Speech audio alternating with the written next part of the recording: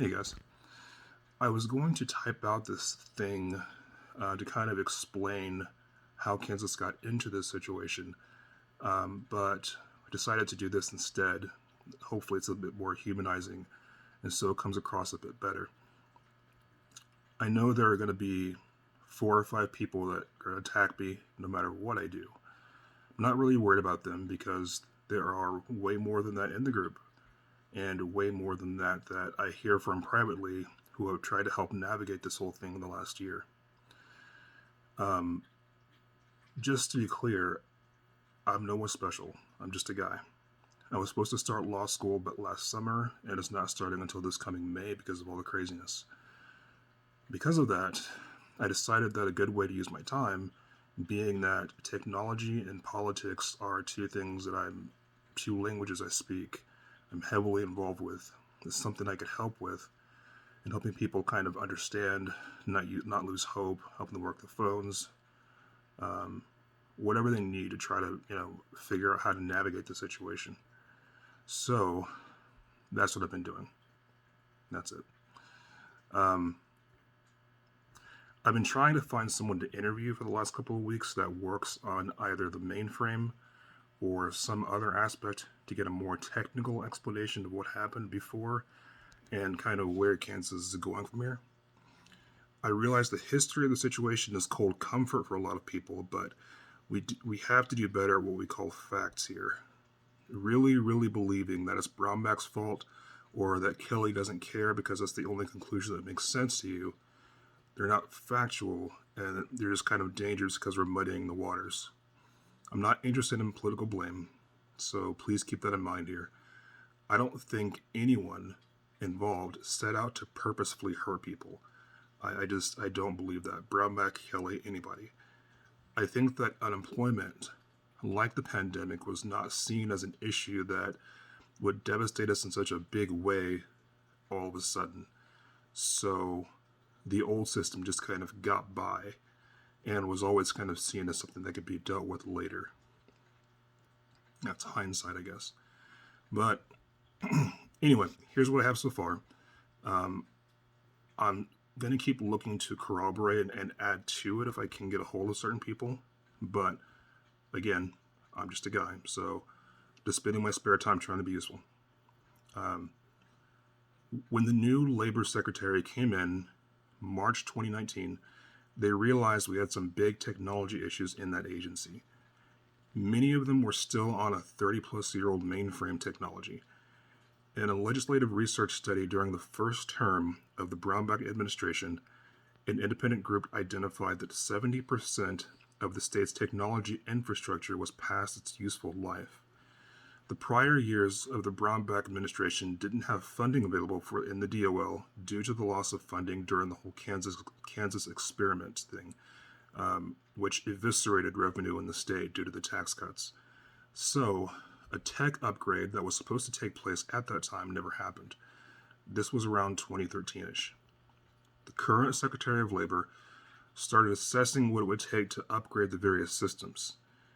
The Department of Labor had begun the upgrade path between summer 2019 and January 2020 and began documenting requirements for the first phase.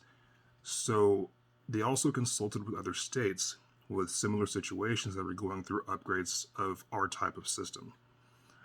The department estimated the upgrades would cost $72 million over the life of the project, with the first priority being the unemployment insurance system that would cost about half of that total. Others were programs like DCF, for instance.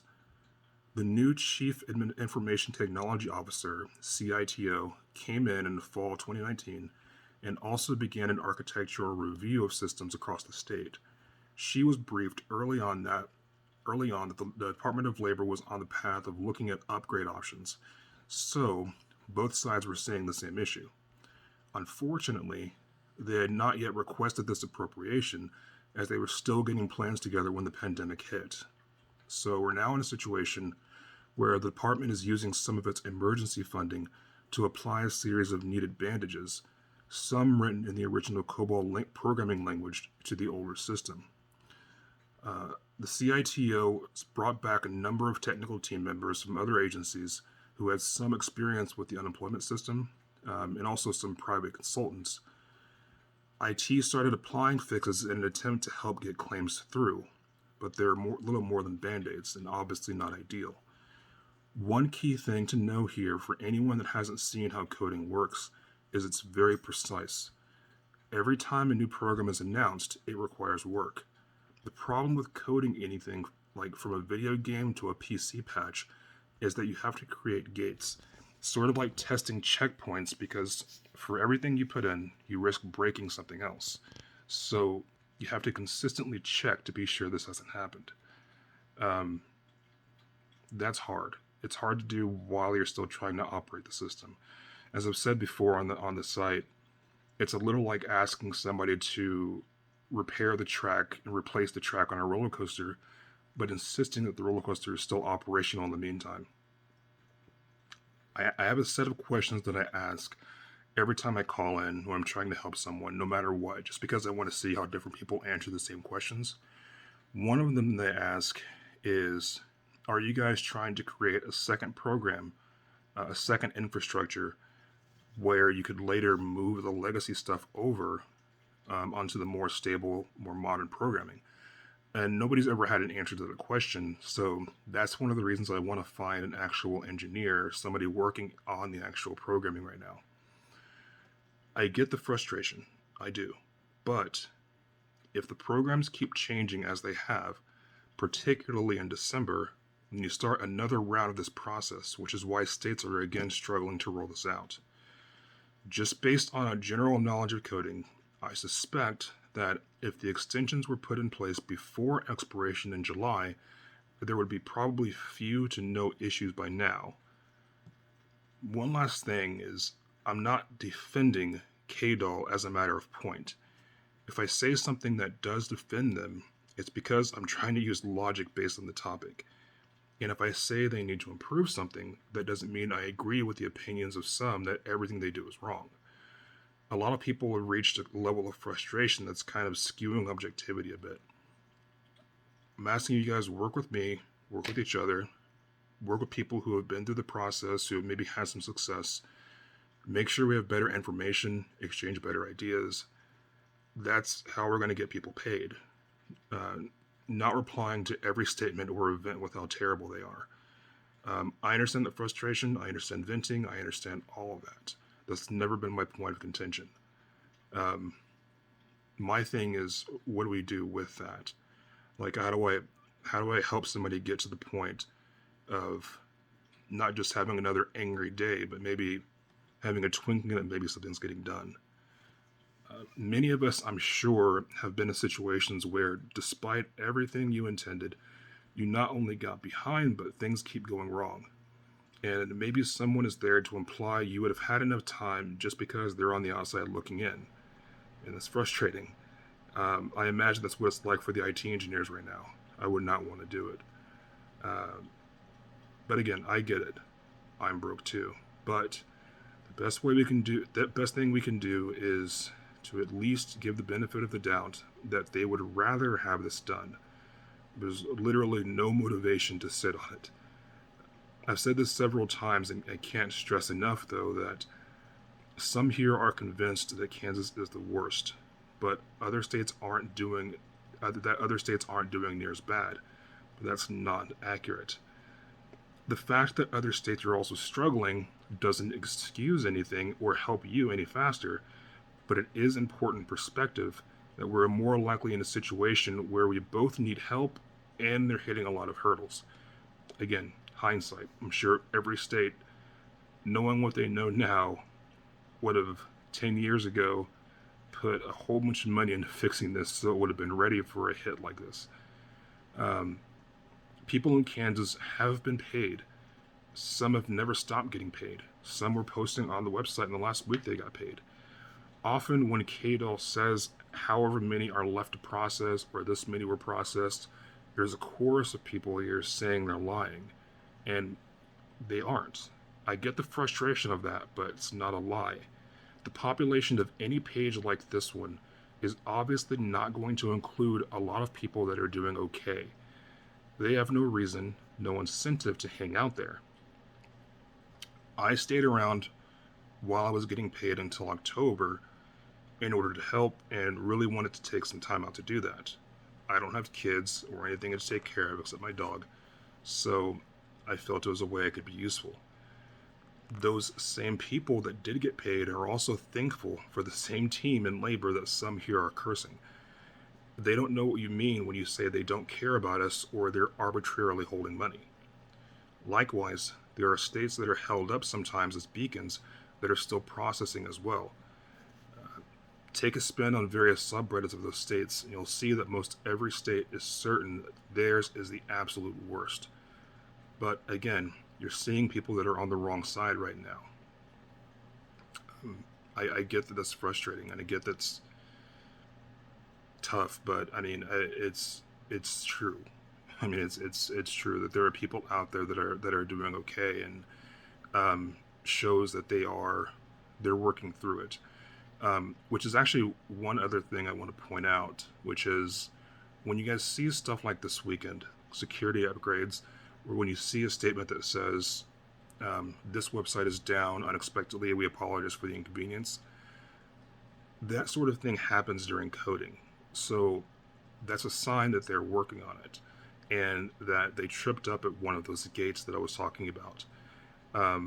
It's not a bad thing that they shut down this weekend for security. It's not a bad thing that the website shut down for a few hours unexpectedly. It means that they were working on it and they tripped. But as you can imagine, you can only go so fast on something like this. I get that everybody wants it done right now, but it's just the reality of it. And hopefully in the future, we're a lot better prepared and this never happens again. But trying to look at it pragmatically, reasonably from the perspective of where we are right now. A quote from a state representative whose writings were where I got a lot of this information from. He says, when a website does not allow them to submit their information, that makes these end users very nervous. After this crisis has passed, we as a state need to invest in thoughtfully architected technology, as these systems and infrastructure have been neglected for years at the state level. I was not surprised to find out how old the systems were because you'd be surprised how many places around the country still rely on it. Banks rely on it. Banks are using really old infrastructure in a lot of cases. Wall Street operates on it. I've always kind of seen it as as kind of maybe a ticking time bomb, but I, just like everybody else, would never have expected a situation like this. And I'm sorry for it. I know people are frustrated. I have helped quite a few people get back pay, navigate flags, etc., get people on the phone, to try to get people on the phone. So if you need help, please let me know. One other thing I'm going to try to ask KDOL is if they can try to figure out a way to have better forward communication, which I do think is needed, kind of having a better explanation for, basically kind of like the interview I'm trying to get, essentially explaining what's going on. I don't know how feasible that is, because it's kind of one of those things where people can take a wrong interpretation of it, like, well, they should still have this much time to do this, or, but, trying to find some way to reach out more often, I think would be good. I think that's a place where they've fallen short. Yeah, so if you guys have any more recommendations, just in case I do get a hold of them, let me know. But more importantly, if you need help right now, let me know also. I can't promise anything, obviously, but I have seen a lot of this stuff over the last year and been able to have quite a bit of success. I really hope everybody hangs in there. I hope everybody gets help. Look at Leap, look at EBT, look at I've called United Way a few times just to try to find other programs. Like I live in Lawrence, so I talk to ECAN, different charities, trying to find help wherever I can, and it sucks. It sucks. There's no getting around that, but hopefully we can create a little bit better environment of information sharing and find a way through it all. Anyway, let me know if you need any help.